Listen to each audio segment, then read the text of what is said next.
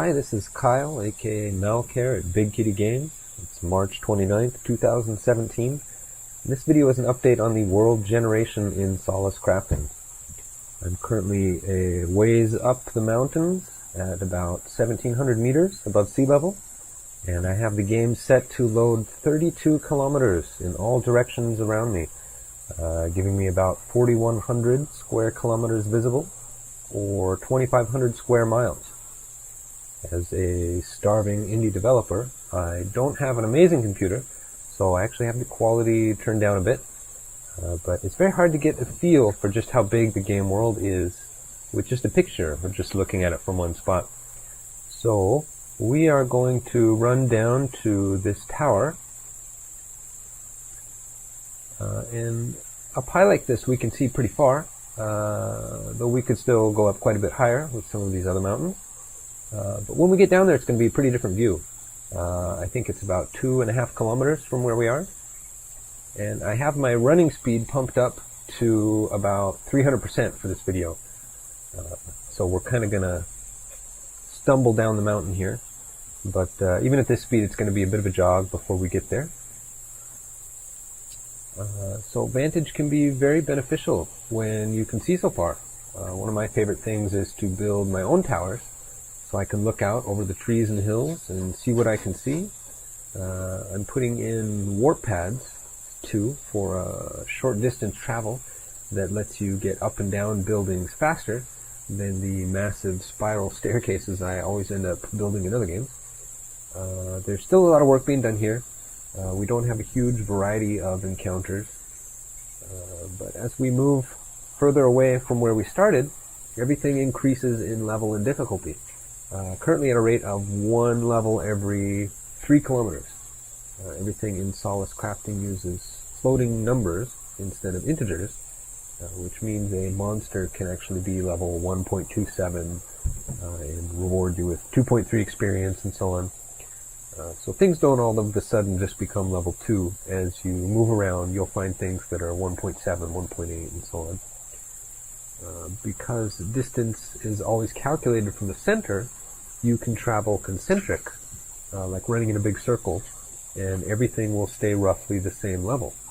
The total area of game world between level 0 and level 5 is over 700 square kilometers. The area between level 5 and level 10 is over 2,100 square kilometers, and it just gets bigger and bigger. Each kilometer generates a lot of lesser encounters. We've been running past a bunch of obelisks.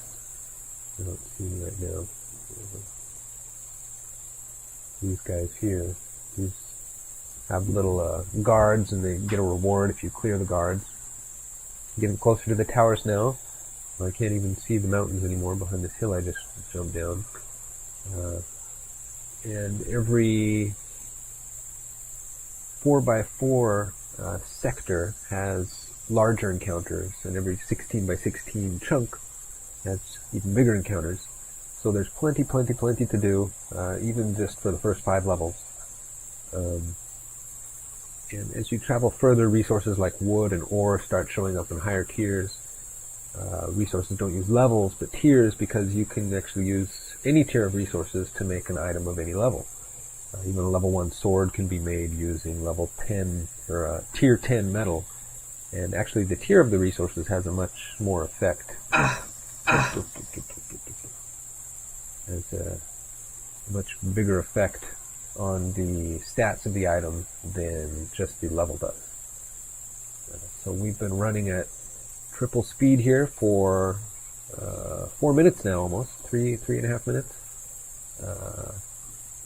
And here we are.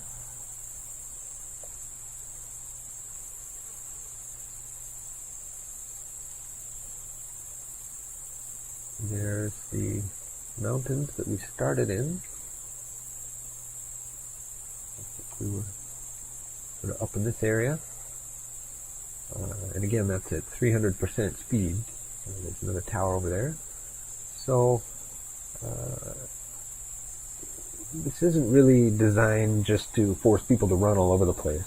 It brings in tons of content for every world that we generate in 360 degrees, which Really, we only need 1 or 2 degrees.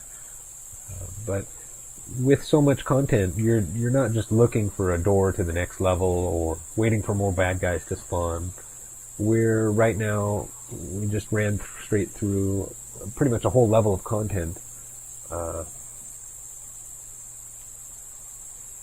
We could choose to go and level underground. We could be out here in the plains, in the mountains, in the desert.